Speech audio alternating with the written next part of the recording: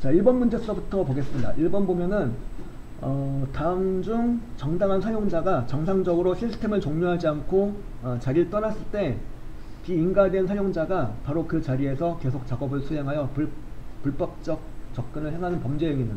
자, 예를 들어서 공동으로 사용하는 컴퓨터가 있는데 그 앞에 사용자가 로그아웃을 안 하고 그냥 자리를 뜬 거예요.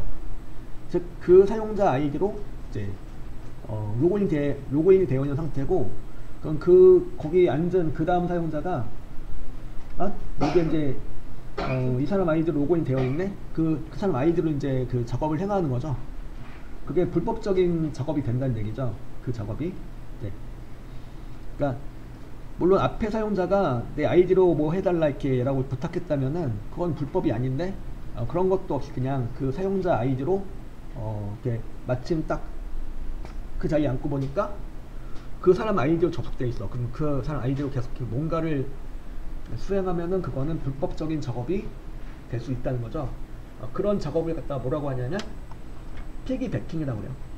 피기배킹. 이거 용어죠. 그냥 피기배킹이란 용어가 피기배킹.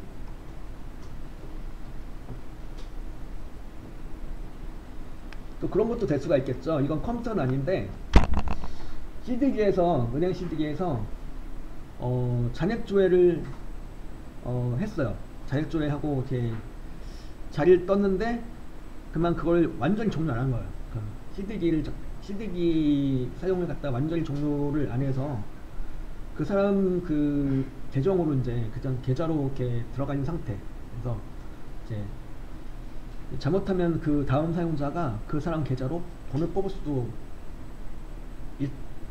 있었죠. 지금은 그게 좀 차단되어 있는데, 옛날에는 이제 그 아주 오래 전에는 그게 이제 잘못하면 그 전에 사용자가 미처 그 완전 종료를 하지 않고 그냥 자리를 떠가지고 그 다음에 그 오신 분이 잘못해가지고 이제 그거를 돈을 빼가는 그런 사례도 있었죠. 그런 것도 해당되는 거고, 그죠? 그런 그 불법적인 행위를 갖다가 피기배킹이라 한다라는 거 알아두시면 되겠고요. 정답은 4번이 되는 거예요. 그래서 그 다음에 2번 다음 중 윈도우즈 10에서 실행 중인 프로그램 사이의 작업 전환을 위해 사용되는 바로가기 키는, 요거는 알아두세요. Alt 탭이에요. 우선 Alt 탭. 자, 왼쪽에는 Alt 키하고 탭 키를 같이 눌러보면은 이렇게 작업 전환이 돼요. 이렇게 가운데 이제 현재 실행 중의 창의 목록이 뜨면서 이렇게 작업 전환을 할 수 있게 되는 거죠. 이렇게 Alt 탭을 눌러주시면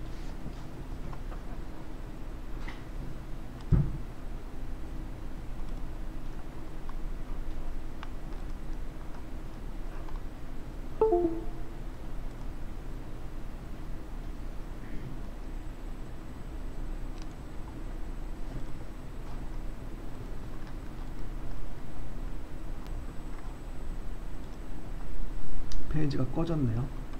다시 탭은요, Alt 탭은 작업 전환을 위한 단축키가 되는 거고, Alt 엔터는 뭐냐면, Alt 엔터는 이거죠.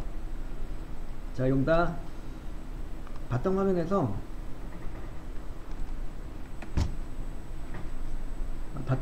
이제 그 아이콘 하나 클릭한 다음에 여기서 Alt 엔터를 눌렀어요. Alt 엔터를 쳐주니까 뭐가 나오냐면 섭성창이 나와요. 섭성창. Alt 엔터는 이제 그 해당 그 아이콘을 클릭하고 이제 섭성창을 띄우고자 할 때 쓸 수 있는 단축키. Alt 엔터.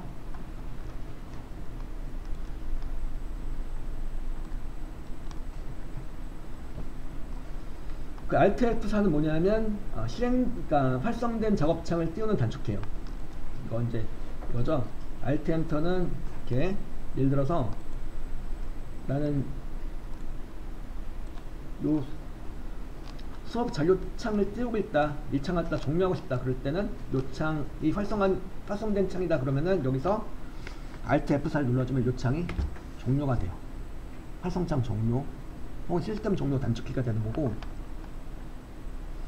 또 윈도우에서 이렇게 필요하면 여러가지 단축키를 사용할 수가 있는데, Alt 엔터는 내가 클릭한 항목에 대한 속성창을 띄울 수 있는 단축키이고, Alt F4는 활성창을 닫을 수 있는 단축키이고, Shift 딜리트는 뭐야? Shift 딜리트. 이건 지우는 거죠. 파일을 삭제하는 거예요. 이거는 예를 들어서 제가 여기 뭐냐,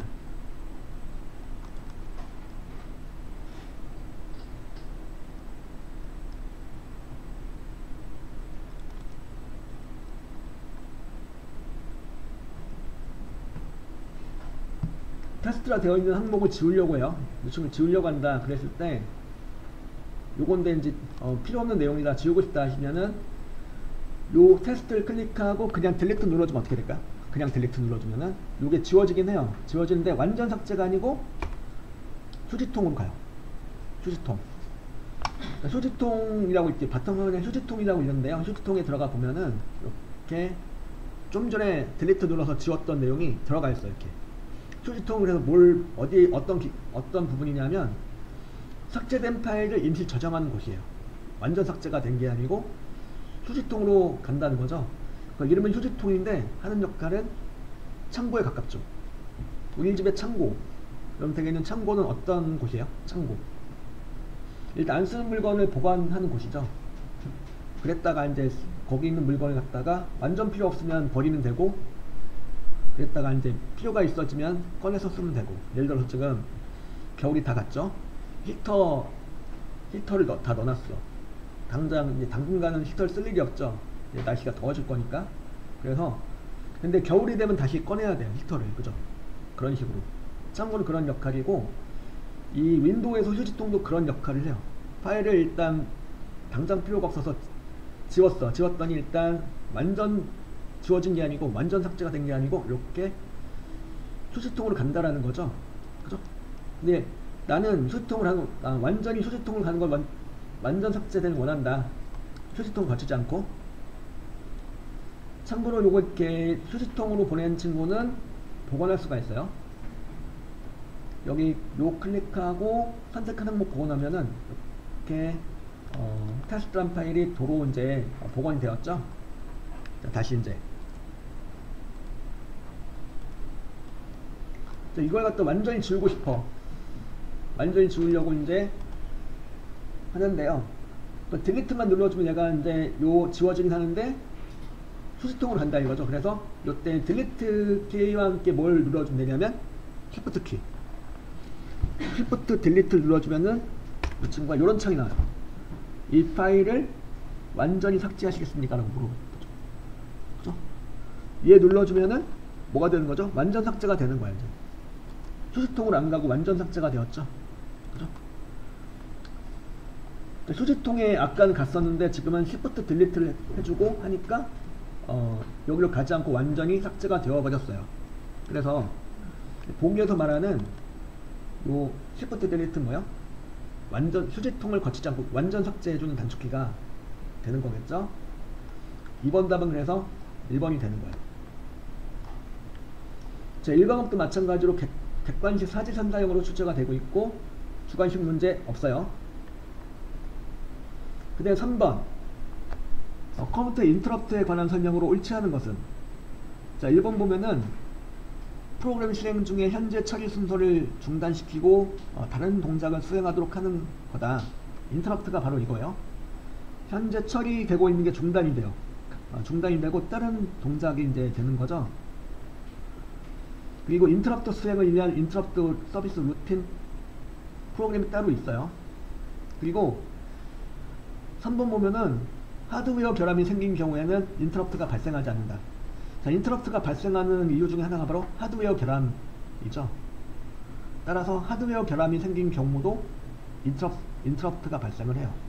하드웨어가 잘 돌아가다가 갑자기 멈췄어. 하드웨어가. 그럼 어떻게 해야 돼요?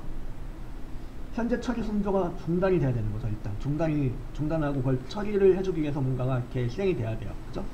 하드웨어와 소프트웨어 모두 결함이 생긴 경우 뭐가 생긴다? 인터럽트가 발생을 해요. 인터럽트 서브 루틴이 끝나면 다시 이제 주 프로그램으로 돌아가는 거죠. 인터럽트가 해결이 되면은 다시 원래대로 돌아가는 거예요. 이렇게. 3번 답은 그래서 3번이 되는 거죠.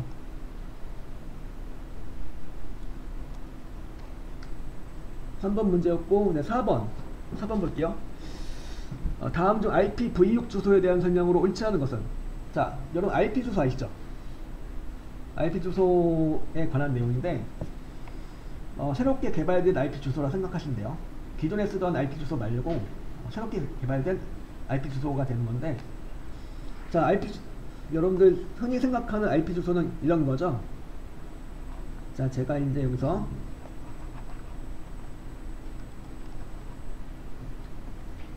제가 하나 띄워볼게요. 여기서 이제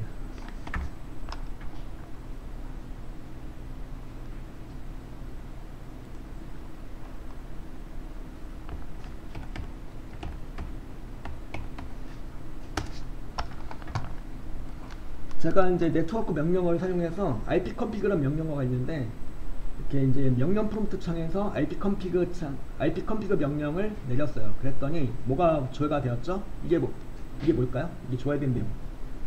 이게 바로 IP 주소요. 얘네들이. 근데 우리가 흔히 알고 있는 IP 주소란 이거죠. 이런 주소, 숫자로 된 주소를 말해요. 보통은. 근데 요게 지금 보니까 192.168.0.60인데 숫자로만 되어 있고, 이게 또 999까지 가는 게 아니고 최대가 255까지 밖에 못 가요. 숫자가 최대가. 그렇다 보니까 일단 숫자를 치다 보면 얻어 걸려요. 하나가 얻어 걸릴 수가 있겠죠. 그러다 보면은 어때요? 해킹 당하기가 쉽겠죠. 숫자로만 되어 있을 경우. 일단 보안에 일단 점점 취약하고, 또 어떤 문제점이 있을까요? 이런 주소. 지금 기존에 우리가 알고 있던 IP 주소의 문제점, 보안에 취약하고 어떤 문제점이 있을 것 같아요? 주소를 할당해야 되는데 각 컴퓨터마다 주소를 할당해야 되죠. 통신에 접속이 되는 컴퓨터의 그 IP 주소를 할당시켜 줘야 되는데, 이게 이제 접속이 되는 컴퓨터가 많아지면 많아질수록 어때요? 점점 더 이 주소 자원이, 할당할 주소 자원이 고갈되겠죠. 그래서 이런 보안에 취약한 문제랑 주소 자원 고갈 문제를 한 방에 해결하기 위해서 나온 새로운 주소가 바로 여기 나와있죠. IPv6 주소예요. 여기 위에 보이는 주소가 바로 IPv6 주소가 되는 거죠. 자, 요게 뭐냐면 16진수예요. 16진수가 뭐야? 16진수는 16대 올라가는 거예요. 10진수는 11대 올라가는 거예요. 16진수는 그래서 16대 올라가는 거니까 9까지 간 다음에, 그 다음엔 그 나머지 9다음부터 5까지를 갔다가 15까지를 갔다가 어떤 그 숫자를 다른 문자로 대체해야 되는데 바로 알파벳으로 대체한 거죠. 여기는 F, E, A 이렇게 나오는 그 문자가 바로 16진수의 일부예요. 숫자 일부입니다. 그래서 사실상 16진수라고 하지만, 숫자라고 하지만 영문자 숫자의 조합이에요. 주소 자체가. 그래서 이렇게 하면은 해킹하기가 얘보다는 훨씬 더 어렵겠죠. 기존의 IP 주소보다는 훨씬 더 어려울 거예요. 영문자도 입력해야 되고 숫자도 입력해야 되니까 그만큼 이제 보안적인 문제가 해결될 거고요. 그 다음에 이 주소 체계 사용하시게 되면은 요게 주소 자원 고갈 문제도 해결해 줄 수가 있어요. 이게 참고로 이 IPv6 주소를 사용하시게 되면은 주소를 갖다가 4억의 4제곱에 달하는 숫자까지를 할당할 수 있다고 해요. 무한대 거의 천문학적인 숫자죠. 엄청난 숫자예요. 그 숫자에 달하는 IP 주소를 할당할 수가 있어요. 그래서 이제 이 주소를 사용하시게 되면은 이제 주소 자원의 고갈 문제도 해결이 되겠죠. 그러니까 보안 문제하고 주소 자원을 해결하기 위해서 새롭게 개발된 IP 주소 체계가 바로 IPv6 주소다 라고 생각하시면 되겠고요. 자, 그래서 여기 문제를 보면은 자, 1번 각 부분은 세미콜론으로 구분되어 있나요? 지금 보니까 세미콜론이니까 얘가 그냥 콜론이죠. 그냥 콜론이요. 답은 일단 1번이네요. 그죠? 그리고 각 부분은 무엇으로? 16진수로 표현돼요. 각 부분은. 그리고 총 128비트로 구성되는 거고 8개 부분으로 구성되어 있는 거죠. 그래서 답은 2번, 3번, 4번 다 맞는 내용이고 1번은 각 부분은 세미콜론이 아닌 그냥 콜론으로 구분되어 있더라 하는 거죠. 답은 그래서 1번이 되는 거예요. 그다음 5번 다음 중 웹서버와 사용자의 인터넷 브라우저 간에 하이퍼텍스트 문서 전송을 위해 사용되는 통신 조약으로 옳은 것은? 자, 여러분 하이퍼텍스트 문서가 뭐야? 하이퍼텍스트 문서란 바로 웹문서를 말하는 거죠. 웹페이지를 말하는 거야. 우리 네이버도 일종의 뭐야? 네이버도 뭘까요? 네이버도 하이퍼텍스트 문서예요. 하이퍼텍스트 문서라는 건 다른 게 아니고 이렇게 클릭하면은 이렇게 뭔가가 나온다는 얘기죠. 이렇게 그 다음 페이지가 링크를 클릭하면 이렇게 이제 어떤 그 해당 페이지가 연결돼서 뜬다는 얘기죠. 이렇게 이런 문서를 갖다가 하이퍼텍스트 문서라고, 웹 문서를 갖다가 이러한 하이퍼텍스트 문서를 주고받기 위한 프로토콜이 뭐냐? 프로토콜이란 바로 이제 통신 조약을 말하는 건데 바로 뭘까요? 뭐 같아요? 2번 HTTP죠. 그럼 1번 FTP 뭐예요? FTP. 1번 FTP는 요거는 웹 하신 분들 있죠? 웹 표준 하신 분들이 이제 웹페이지를 만들었어요. 웹페이지를 출판해야 되죠. 웹페이지를 이렇게 올려서 출판해야 돼요. 그럴 때 바로 이제 서버에다 파일을 올리게 되는데 파일 올릴 때 이 FTP 프로토콜 사용해요. 즉 FTP는 바로 뭐냐면 파일 전송 프로토콜, 그러니까 파일 트랜스퍼 프로토콜이 되는 거죠. 그 SMTP는 뭘까요? SMTP는 바로 메일을 보낼 때 쓰는 프로토콜이에요. 여러분 메일을 받는 경우가 있죠. 필요하면 이메일을 주고받는 경우가 있는데 그 이메일을 보낼 때 사용하는 프로토콜. 그럼 받을 때 사용하는 거는 메일을 받을 때 그럼 POP3 POP3 메일을 보낼 때는 SMTP이고 그러니까 메일을 보낼 때는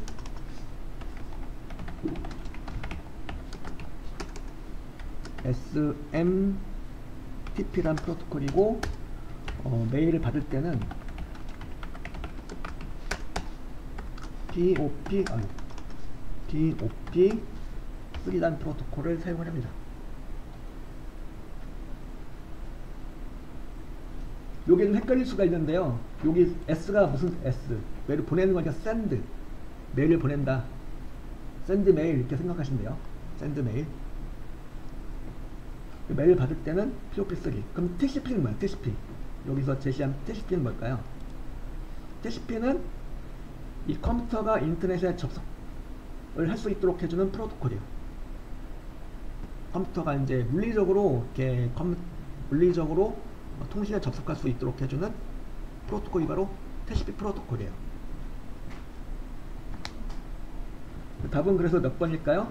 2번 HTTP가 되는 거죠. 5번 답은 2번이었고요. 그 다음에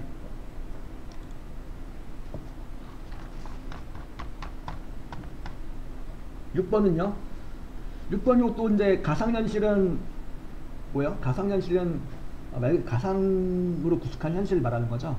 그럼 가상현실에 대해서 가장 알맞게 설명한 것은 무엇일까요? 뭐 같아요? 4번이죠. 가장 알맞은 설명은 4번이에요. 그죠? 고도의 컴퓨터 그래픽 기술과 3차원 기법을 통하여 현실의 세계처럼 구현한 기술이다. 4번이 되는 거고, 그죠? 6번 답은 4번. 그 다음에 7번.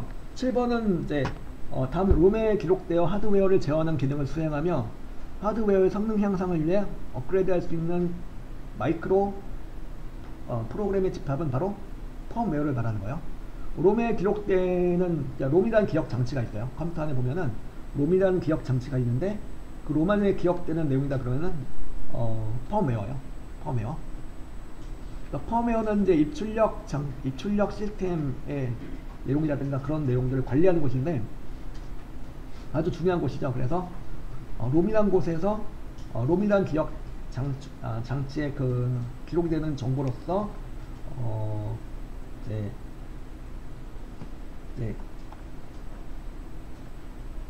하드웨어를 제어할 수 있는 기능이 있고, 하드웨어의 성능 향상을 위해서 업그레이드 할 수 있는 기능이 있더라. 그런 내용이 되는 거고요. 7번 다음에 3번이 되는 거예요. 그럼 8번 프리웨어는 뭐예요? 1번 프리웨어는 우리 다운을 받죠. 프로그램 다운받을 때 무료로 프리하게 다운받을 수 있는 프로그램. 프리하게 돈을 안 내고 과금이 안 되고 내가 공짜로 받아서 사용할 수 있는 프로그램 말하는 거고, 쉐어웨어는 뭐냐면 이거는 이제 일단 다운받을 땐 공짜예요. 공짜로 이제 한 달 정도 사용할 수가 있겠고, 한 달 정도가 지나면은 돈을 내라고 나와요. 그 다음부터는. 그러니까 한 달 동안 무료로 사용해보고 한 달 정도 되면은 돈을 내라고 나오는데, 마음에 들면은 이제 결제하면 되죠. 결제하시면 그 프로그램은 이제 내가 돈을 주고 구입한 상용 소프트웨어가 되는 거예요. 그 다음부터는. 그 전까지 무료로 사용할 때는 쉐어웨어. 그러니까 해당 프로그램의 소프트웨어에 구매를 유도하기 위해서 배포하는 친구죠. 이 쉐어웨어는. 그 애드웨어는 많이 보셨을 거예요. 애드웨어는 대표적인 예가 게임할 때 보면은 게임 한 판 깬 다음에 그 다음 판으로 넘어가려고 그래요. 넘어가려고 하니까 뭐가 나와요? 광고가 나오죠. 광고를 안 보면 어떻게 돼요? 그 다음 판으로 못 넘어가요. 아니면 그 판을 깨다가 일단 졌어요. 그 게임에서 이제 실패했어. 깨는 건 실패해서. 그래도 이제 다시 재도전하려면 또 뭘 봐야 돼요? 광고를 안 보면 재도전할 수가 없죠. 그래서 광고를 보는 조건으로 무료로 사용할 수 있는 프로그램을 말하는 거죠. 애드웨어란. 그죠? 우리 게임이라든가 유튜브도 지금 그렇죠. 유튜브 일반 버전도 보면은 광고가 들어가요. 광고. 없는 것도 있긴 한데 대부분 들어가죠. 광고가 들어가면 어떻게 돼요? 광고를 봐야지 그 영상을 볼 수가 있게 되는 거죠. 그런 내용을 갖다가 애드웨어라 하는 거고, 7번 답은 그래서 3번이 되는 거죠.